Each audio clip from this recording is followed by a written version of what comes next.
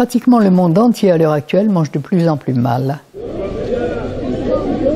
Et avec la viande, les alcools, les produits laitiers, on a fait systématiquement toutes les maladies douloureuses du monde. Il y a des tas de maladies comme ça qu'on soigne bien, et puis les malades meurent. Ce n'est pas avec des poisons qui rendraient malade un bien portant qu'on pouvait espérer guérir les gens.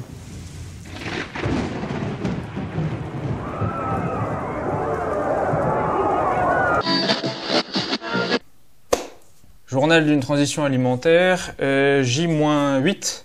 C'est un copain qui m'a parlé d'une amie naturopathe. Alors elle mange exclusivement des fruits et des légumes et tout ça cru. Elle s'appelle Irène.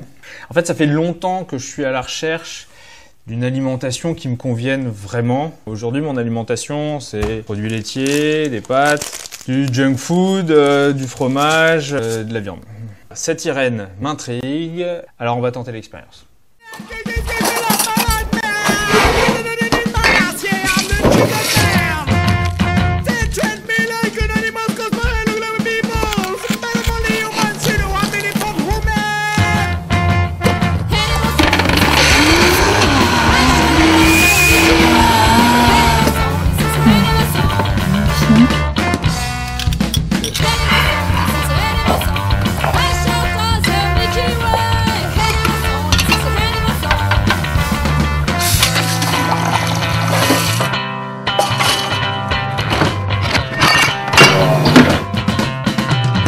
Je suis née en 1930.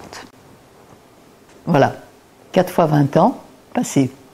Mais normalement, nous sommes faits, comme tous les mammifères du monde, pour vivre 5 fois la durée de croissance de nos os longs, c'est-à-dire 5 fois 20 à 25 ans. Mon confrère préféré, le docteur Colucci, à Lisbonne, est mort à 108 ans et il a exercé en toute lucidité jusqu'à 103 ans. Et franchement, je pense que ça c'est normal. À 80 ans, on n'est pas vieux.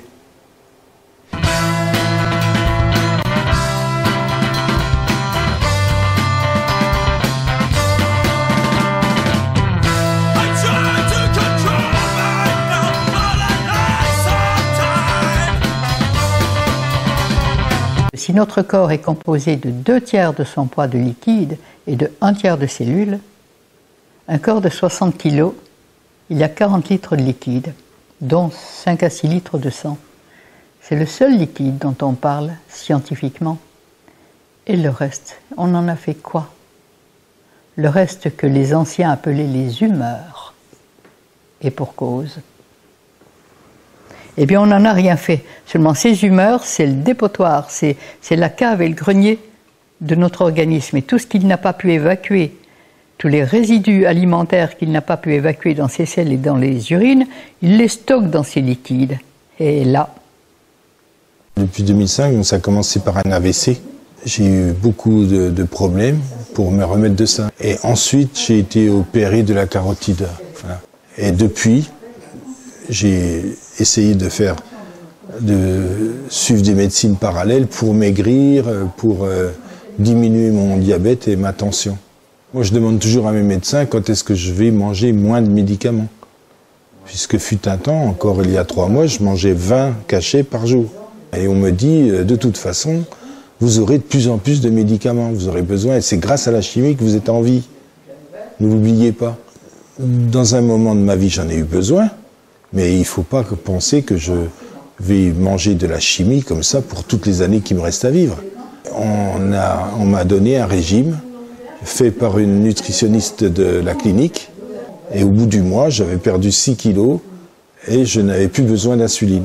Puis après, ça a stagné, je n'ai plus perdu de poids, jusqu'à ce que je rencontre Madame Grosjean. Et je lui ai dit, des nutritionnistes, j'en ai vu tellement, et je sais ce qu'ils me racontent, c'est toujours la même chose, c'est soi-disant que je mange trop. Et là, j'ai été vraiment stupéfait par ce que j'ai entendu. Stupéfait. Et bien, le régime cru, je n'avais jamais entendu parler de ça, on ne m'a jamais dit qu'il fallait pas manger de féculents, pas manger de viande et pas manger de produits laitiers. Au contraire, Tous les jours, je devais manger 100 grammes de viande et 100 grammes de féculents à chaque repas. Et je devais manger 2 fruits par jour et c'est tout. Avec cet ancien régime, je me sentais toujours brimé, parce que j'avais toujours faim. Il fallait manger 50 grammes de pain, il fallait manger 10 grammes de beurre. Donc vous avez toujours faim et vous avez envie de manger une pomme, par exemple, vous ne pouvez pas manger une pomme. Parce que si vous mangez une pomme supplémentaire, vous prenez 100 unités de diabète en plus. Aujourd'hui, si j'ai envie d'une pomme, je mange une pomme. Si j'ai envie de manger du raisin, je mange du raisin. Alors qu'avant, le raisin, c'était interdit, la banane interdit, l'avocat interdit. On me disait, si vous mangez telle quantité de fruits, automatiquement, votre taux de sucre va monter et il faudra monter en même temps le taux d'insuline. Et l'insuline fait grossir. Donc là, on est dans un cercle vicieux. Et quand elle m'a dit, vous pouvez manger des fruits à volonté, mais ne mangez pas de féculents, je lui ai dit, écoutez, aujourd'hui, je vais manger 2 fruits de plus. Et puis demain, quand je vais prendre mon taux de diabète, ça va être énorme. Et le lendemain, c'était plus bas que d'habitude. J'ai diminué ma dose d'insuline, j'ai diminué mes glucophages d'un tiers. Et mon diabète a continué de baisser. La diabétologue m'a dit, écoutez, mangez comme vous voulez, mais surtout continuez à prendre les médicaments. Vous voyez, c'est bien les médicaments qui font de l'effet. Je lui ai dit non, puisque je les ai baissés d'un tiers. J'ai quand même perdu 17 kilos. Je me sens beaucoup mieux et je suis moins soumis à la douleur, quoi. Je sais que la nourriture va me servir de médicament. On n'est pas malade par hasard, on n'est pas malade à cause des microbes, on n'est pas malade à cause des virus. Les virus et les microbes ne peuvent vivre que dans un milieu où ils trouvent leur nourriture, dans une poubelle. Mais ce n'est pas les microbes et les virus qu'il faut tuer, c'est la poubelle qu'il faut nettoyer. Et à partir du moment où on donne à notre corps les aliments qui lui conviennent, qui sont faits pour lui, où on nettoie les humeurs dans lesquelles les cellules baignent, eh bien, le regard devient plus vif, l'énergie devient plus grande, et on élimine mieux, et la santé revient. Et la santé, apparemment, c'est la plus grande des richesses de l'homme.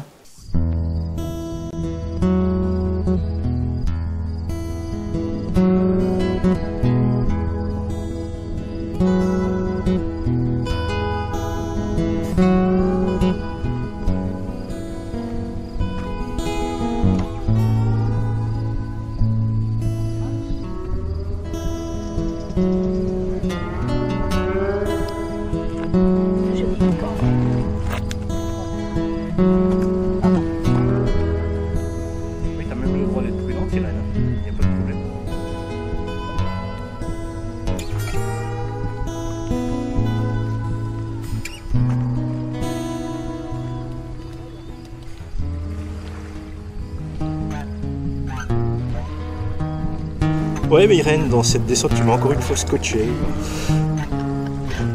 Je me dis que je ferai pas la même chose dans 20 ans. J'ai le sentiment que j'ai actuellement. Et pourquoi tu feras pas la même chose dans 20 ans? Tu vois, quand j'ai fait un état des lieux, il y avait des moments où je te sentais plus agile que moi. Oui, mais tu as 20 ans pour rajeunir et pour te remettre en forme. 20 ans et pour arrêter de faire les choses que tu faisais et que tu faisais vieillir avant l'âge. Aujourd'hui, je dois te féliciter parce que tu as pris une grande décision, une merveilleuse décision qui va te rendre ta liberté. On fait un peu dans la solennité, là. Écoute, ça vaut le coup, non, quand même. Décider d'arrêter d'être esclave d'un mégot, c'est quand même pas une petite affaire. Parce que le tabac, finalement, ce que l'on ne dit jamais du tabac, c'est que dans le tabac, il y a des opiacés, c'est-à-dire des traces d'opium qui calment. Alors il est bien évident pourquoi on fume. Parce que n'étant pas nourri d'aliments vivants qui apportent de l'énergie, il faut des excitants. Et quand notre système nerveux est excité, il a besoin de calmant. Donc viande, frites égale besoin de café, d'alcool égale besoin de tabac. J'en ai eu besoin, je sais ce que c'est pas une critique, mais c'est quand même pas normal que des êtres civilisés aient besoin le matin d'un coup de fouet pour démarrer. Comme un café. Normalement, quand tu te nourris comme la nature a prévu qu'on se nourrisse, le matin on se lève, on n'a pas besoin de café, on n'a pas besoin de thé, on n'a pas besoin de ce poison. qui n'est qu'un chèque sans provision sur notre système énergétique. Tu peux remplacer par un lait de noix de cajou, de dattes, ou bien d'amandes, ou de noisettes, ou des fruits, ce qui t'apporte de l'énergie. Le rétablissement peut être aussi spectaculaire, moi j'ai un peu tendance à en douter quand même. Il faut redresser le terrain, c'est-à-dire apporter les éléments qui manquent et enlever ceux qui sont de trop. Pour avoir la télévision, il faut un téléviseur. Pour téléphoner, il faut un téléphone. Et pour penser, pour être relié à l'intelligence de la vie, on a nos petites cellules cérébrales et nerveuses qui, elles, ont besoin d'éléments qu'on appelle des neuromédiateurs, qui ont besoin de beaucoup de minéraux et que l'alimentation courante actuelle ne leur apporte pas. D'où la chute et la marche à l'envers du monde actuel. Tous ces gens qui ont un caddie plein de faux espoirs, parce que dans ce caddie, il y a des paquets, des boîtes, des paquets pleins de rien, de prétendus aliments qui n'ont aucune énergie, aucune vie.